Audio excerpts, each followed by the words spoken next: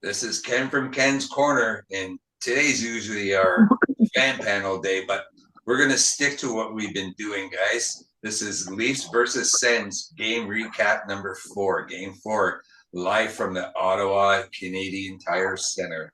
Our special guest from Sports Talk is back with us, guys. Say hi to Otis. Hey, Otis. Hey How's it everybody, how going, you doing? Otis? And we got a full panel here today. We'll start with Joe. Joe from right here in Stouffville, my neighbor, Joe Moyer. Thanks for showing, making it here. JT from Thunder Bay, Mr. JT. Thank you so much. Phil from Parts Unknown, somewhere in Durham. Never going to tell you. And George out there in Cowtown, Calgary. George, thanks. Jay. It's nice and snowy out here again. It's snowing. Oh my God! Please don't send it our way. Yeah. Hey, Gordon, You can keep it. Gord, how are you? I'm good, and George, you can keep your snow all in Calgary. Yeah, all we want is the hockey game. We don't need the weather. Apparently, we can have hockey in Florida and California. So we want it warm here in Toronto for our game 5, which I'm hoping that's going to be one hell of a recap, guys. Let's finish it off at home. Otis, we're going to start with you, and let's talk about some of the positives that came out of game 4 for you. For me, a positive is their adversity and how they were able to come back at multiple times. They didn't have a very good first period, to be honest. And to come back and score that late goal in the first, and then come back again in the second, come back again in the third. I thought they showed a lot of resiliency yesterday. Matthew Nyes is just a beast. I think he's going to be big for them moving forward. I thought overall it was a good game. So I mean, there were some disappointing things, but I thought overall, in terms of shots and creating offense, I thought that was their best game offensively the whole series. 100%, Otis. And guess what? Apparently, we usually win when we get outshot, but don't win often when we outshoot them. So can we just do that in reverse faction the next game? Let's go hard, steal the show for us. Joe, you were speaking to me earlier about that play with Max Domi. Okay, I'm going to let you have it out with Mr. Max Domi on that play. No, I thought it was a stupid penalty. Didn't need it. Cost us a goal. Yeah. These are the things that the Leafs are going to have to clean up going forward because there is very little margin for error, and you can't be giving freebies. And they've had a couple of boneheaded penalties they didn't need to take that backfired and cost them goals. So I'm sure they're going to try to clean that up. But I am. It's so nice not to be stressed out. I'm not stressed out about this series at all. After watching the first game, it's kind of nice to sit back and go, okay, Ottawa, we'll give you one, but don't worry about it. Come Tuesday, it's all done, right? So it's nice to not be stressed out. You're 100% right, and I don't think any of us expected a sweep when it started this series. Most of us were saying 5 games, maybe 6 even. So that gives us a bit of a leeway. JT, what was your thoughts on William Nylander's play? I'm hearing there's always some negative talk in the internet world about William Nylander. But, I mean, he did get 2 assists. Did he show up to play in this game, in your thoughts? Yeah, he's showing up. He shows up every game. He might take the odd shift here and there, and I think he gets caught cheating on the wrong side of the puck more often than not. But he doesn't do it as much as he used to. He's way more defensively oriented than he ever has been. I think that's only going to keep improving as things move along. I don't have any issues at all with Willie. Willie is Willie. He is always going to be Willie, and just keep letting him do what he's going to do. And we also, like you said, we all kind of called this as a 5-6 game series. So that is their one game. I have no problem with that. George, I know you found a new place that you call home to Leafs Nation out there in Calgary. I know you're working a lot, but you get a chance to stop in there. Tell me the feeling of the people as it growing there for the Cat and Fiddle. Yeah, we're getting a good show out. It's good to have a place out here in Calgary to go watch a game. Not just stuck in my room watching the game because the wife don't watch hockey. So it gives me a good place to go watch the game with a couple of guys, drink a couple beers, and have some fun. Thank you. Phil, our defense seems to keep scoring. OEL, big tying goal last night. Let's talk about our defense and their sudden ways of scoring goals for the Leafs. Well, like JT was saying, there's another Willie play, right? He goes in, he makes space, he slows up, he waits for the play to develop. He hits a 60-foot seeing eye pass across ice on the tape, and OEL just absolutely hammers the thing. It's been a pleasant surprise to say the least to start having some offense from the back end. And you know what I mean? I hope that they can keep it up and chip in. It sure takes the pressure off of a lot of other offensive aspects of our game. Yeah, you're so right there. You're so right. It's really, really helped out, and I'm very impressed what Brad Tree-Litter has brought us under our cap constraints, because we all know our top four are already, even before Martin or whatever he's going to eventually get next season. Our cap is pretty tight. But yeah, you're right. It's nice to have that chip in. Gord, your thoughts on our third and fourth line? Who's our third and who's our fourth? Really, Domi, McMahon, and Paxretti, or I don't know. The Lawton, Yarncroc, and Lawrence is looking pretty good for us, don't you think? Nice grid out there for us. I don't know which one's the third and which one's the fourth, to be honest with you, the way they're playing.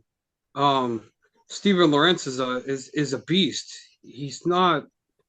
He's like a giant bowling ball out there, and he's got really, really good hands. Like, it's kind of crazy to see the ability that he has.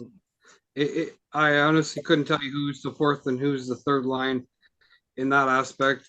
I think they're playing well. I'm loving the fact that the defense is scoring again, but if we could get a couple from that third and fourth line there, I think it takes a little pressure off the top guys to consistently score every night the way that we expect them to. Yeah, Otis, I'm hearing a bunch of nonsense, or you tell me this nonsense. Should we now go to Joseph Woll for Game 5? No, I've been hearing that too. And no, I'd be very surprised if Wall even sees the net for this series. It's ridiculous. I thought Stolarz was actually good last night. A couple errors.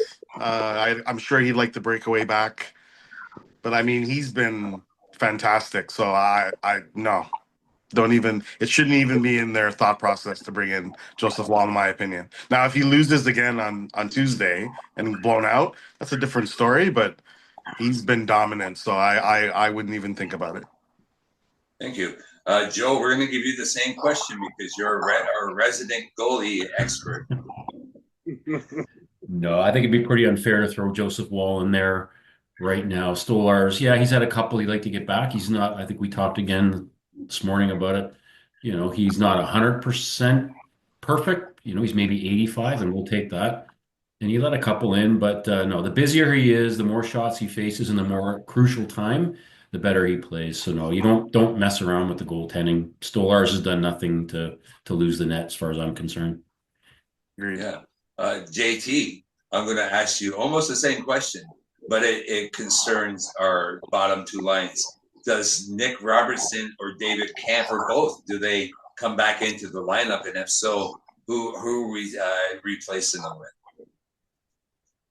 You don't shuffle lines on one loss, especially when that loss was a lopsided play. We outplayed them. We outshot them. We just didn't score goals. You don't turn around and start shuffling and pulling people out and changing things all up for the sake of changing it up. Continuity is a beautiful thing. Our bottom two lines are working. There's no use in messing with them at all, in my opinion. Phil, we're going to ask you the same question, but I'm going to center it more on the play of Max Pacioretty. Should we replace Max Pacioretty in the lineup? No, not at all. I was pretty critical of Robertson earlier in the year and stuff, of his turnovers and everything. And down near the end of the season, he really changed my opinion of him. But when you have 6'3", 200-pound Pacioretty over a 5'10" Nick Robertson, I'm going to take size every time. he's got the reach, he's got the defensive prowess. The guy is like he can throw body checks like, and nobody expects it from his scoring days in previous teams to what he's been able to do this year for us. I think that this is what he's made for. Yeah, you're right. You're very right, but this is another thing that I'm finding out there. Thanks for your answer, George. We got a 4-minute power play in the overtime. JT, we're going to get to that next. He wasn't available because he was in the concussion room. So Toronto replaced JT's spot with Morgan Riley. Some people think that maybe OEL should have been in that spot. What's your thoughts on that? I mean, Riley has scored for us recently, but I think we need more shots. I mean, I know we're looking for an open guy to get the best shot on, but just shoot the puck. This is Allmark. Shoot the puck at Allmark, and we're going in. As for OEL, yeah, I would have liked OEL in there, but Riley, OEL. Either one works. Is what you're saying. Either one works. In this playoff Yes. series. And you're right, Wayne. The great Wayne Gretzky says you miss 100% of shots you don't take. So, JT, Gord, I'm sorry. Let's talk about that non-call. Well, it looked pretty blatant to me in my eyes, but I am a Leaf fan. Tell me about your thoughts on, and we're going to get everyone's take on this as well. The shot to the head for JT that took him out of the overtime period for at least 5 minutes of that overtime. My opinion is simple. It was a dirty hit. It was a dirty play. The referee was right there. It's a hit to the head. It's blatant. You can see it every day. You rewind it, you can see it. No call. Takes JT out for 5 minutes, the whole 4-minute power play. And he's one of our power play guys that they knew. No call. As usual, Zoo gets away with one, and we have to deal with the consequences of not having one of our top guys out there on the power play. Yeah, thank you. Otis, the same question. I don't know. There's four officials on the ice. I feel like because JT was on the ice and he got up in the middle of play and went to the bench, I think if he stayed on the ice and he was lying there and then the whistle blew with him still on the ice, I think maybe they would have conferred. I mean, I hope they would have, but I don't know. I just don't know how you have four officials on the ice and nobody sees anything, especially the back ref. I looked at the play, the front ref, the ref behind the net, the puck had went behind the net and he didn't see it. But the back ref, I don't know what he was doing. So I'll be surprised if we see anything happen to Zub. I don't think anything's going to happen, which is crazy. So yeah, you're right. You're so right there, Joe. Some people were saying that was possibly a worse incident than the Brandon Hagel hit on Sasha Barkov. I thought the refereeing's been sucking the whole series, to be honest with you. I'm not going to lie.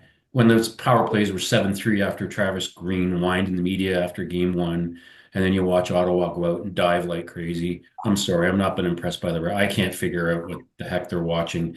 I thought anything to the head was an automatic. You call, err on the side of caution, do it anyway. No one's really going to complain. I don't know how many they've missed, but no, the refereeing's not impressed me at all this series. Sorry, I know I sound like a whiny Leaf fan, but they've stunk. That's okay. That's okay. Earlier in the series, there's Ottawa Sens fans that would have probably agreed with you 100% that perspective. So at least we found a common ground with the Sens fans when it comes to the refereeing. JT, your thoughts on that hit against JT, and who actually was the Ottawa Senator that laid that hit? I never actually caught who the elbow was. it was Zub. It was Zub. It was Zub, right? Yeah, it was Zub. So Yeah. that's what I thought. Then when you question, I'm thinking, oh, maybe I missed something. That was about as disgusting as you can get. The ref was right there. Everyone's seen it, and like Gord said, you can replay. Everyone can see it. How that doesn't get supplemental, I don't know. Never mind the call on the ice. If they miss it on the ice, okay. But supplementally, they should be in that.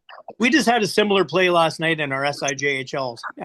Buddy scored a goal after taking our top defenseman out, and the guy who created the infraction did a flyby elbow, ripped the guy's head clean off. Him cutting around in front of the net, scored a goal. This is only SIJHL. They don't have Toronto to go to. And they initially waved the goal, called the goal in, and then they conferred, came back, gave the guy 5, a 10, a game, and called up goal off. All in one motion. That's only SIJHL, and that was for a blatant hit to the head. No Tell difference. me, how did that turn out for your team? We end up losing in overtime, but that's okay. We want to win it at home anyway. Yeah, that's fun. And talking about winning at home, we'll get to that. I was just going to say, George and Phil, we'll start with you, Phil. Let's get your thoughts on the hit to JT's head. Personally, my opinion, clear target, shoulder as JT's turning, right on the button.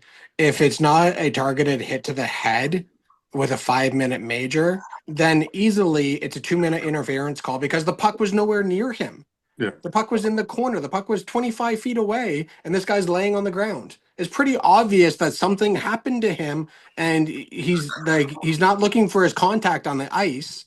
So clearly somebody from Ottawa hit him and put him down. So why is there no call? Like, it absolutely blows my mind. Yeah. Or call a major if you're not sure and review it. That's what that 100%. rule's there for. that's what it's for. Call the guy closest to a major, go look at it, and then if you got it wrong, you can erase it. Yep. Yeah. You see that quite often against us. Review. But Hey, they did the interference penalty when Marner when he got Marner for the interference call. They called to begin with, so they could review it to see exactly how much interference was caused, whether or not it was a major or it was a minor. They could have called and reviewed it quickly. Would have taken 2 seconds on a review. Come back, the Leafs would have been on a 5-on-3. Yeah, George, we're going to get your thoughts. You're going to be the final on the JT situation. I say let's go AI. Get rid of some of these bums, refs. It's the same thing in baseball. You got 70-year-old umpires that can't find a strike zone, and then you got these refs that can get paid off and bought off. Let's go AI. The cameras can catch it. Why can't these refs go AI? Make some of these guys lose some jobs. Yeah, thank you, Otis. We're going to start with you, and we're going to set up Game 5. How do you think the Leafs should come out in this game from the Scotiabank Arena? Yeah, I just think they have to be smart. I think there was a couple of bad. They actually played very well defensively, and I felt like they made a couple of poor decisions. The Domi penalty, I think the power play, the shorthanded goal. I think they just have to go back to playing smart and playing the way that they've been playing the previous games and sprinkle in some of that offensive flair that they had in the last game, and I think they'll be okay. So I feel like they're going to win at home. And they can't go into. I think they need to go into the third period with a 2-goal lead, as opposed to either tied or tying the game up. Having a 2-goal lead will put a lot of pressure on Ottawa to try to force things, right? So, Joe, if that in fact happens, the Leafs head into that third period up 2 goals. How are guys on that Ottawa Senators team going to react? Is that going to be a bloodbath third period from guys like Nick Cousins and Brady Tkachuk? I think if the game gets out of hand, maybe another couple of goals, then I think, they'll start doing some knucklehead moves. But if it's 3-1, they're still into it. But Otis, you made a really good point. The Leafs structure they've made a couple of bad decisions, but their structure has stayed pretty solid throughout the whole series. And that's why I'm really optimistic. They haven't wavered and all of a sudden stop what they were doing and try something completely different. They've stuck to it. They've been patient. Yeah, they've made some mistakes that have cost them. But they're not doing the desperation things and getting off their game plan. And no, I think if it's a close game going into the third, Ottawa will have to just start throwing everything they have at it. But we're composed enough, and our big boys on the D, we're going to hold it, no problem. Thank you. JT, same question for you. Let's set up this Game 5. Continuity, consistency is key, in my opinion. That Timmy Stu power play goal, when he one time that off. I don't know why. I've never seen Nyes in Ragnarok. I like to call him Youngkrok. I've never seen the two of those guys play front point on a box before together. Yeah. But that was Youngkrok's guy. When the puck went to the other side, Youngkrok chased to the other side, crossed over with Nyes. Nyes didn't pick it up.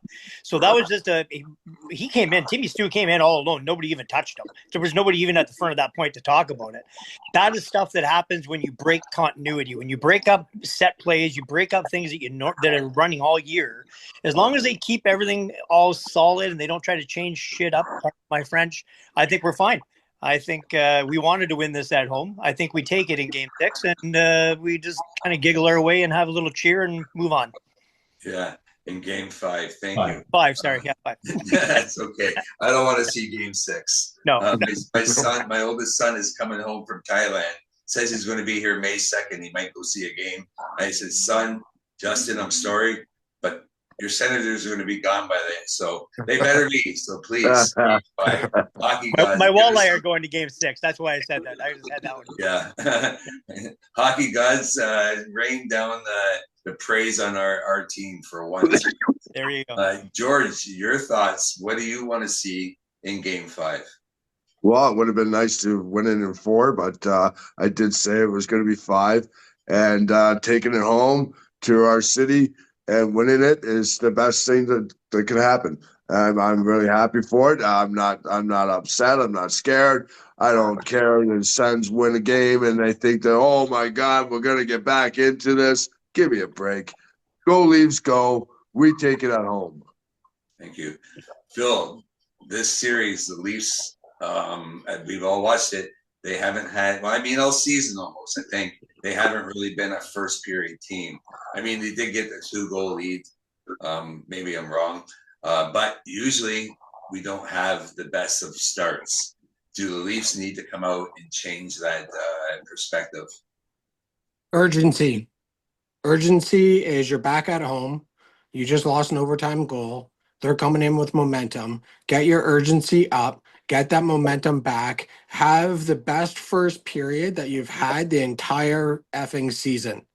This is your opportunity to shut up everybody, get your fans on board, get an early goal, get that place rocking, and freaking take it from there. You know what I mean? But urgency, urgency, urgency. You know, like the 4-minute power play in overtime, I know JT's not there. There's no excuse. There's still 60 goals on the ice. Mhm. And there didn't seem to be that urgency. Oh, we've got this. We can put this puck in. Well, let's get back to that because the Senators were showing urgency in that penalty kill. They were flying all over the place. But you know what I mean? Like I think that's what the Leafs got to do is come out on fire. Yeah. Gord, you're going to be the last question. Then we're going to get some 3 stars. We'll just talk about whoever. Well, you know what? We'll just talk. Everyone can pick their 3 stars as long as it's real quick. Gord, my question for you: how can the fans in Toronto get as loud as maybe some of those barns like in Winnipeg? Will that be a factor for the Leafs? Well, I'll tell you this much: Craig Berube and Max Domi and Yarncrux said it after Game 1. When they came out and played the way that they played in Game 1, where they wanted to show Ottawa plain and simply, this is our house. You're not coming in here to winning. That's what they need to do. The fans got to get loud. They got to show some energy. And the Leafs do have to come out, like Phil said, with some urgency, get that early goal, get that place rocking, and feed off that consistently. Keep going. Don't take your foot off the gas until that horn goes at the end of the 3rd period when you've won the game, and show everybody and get everybody.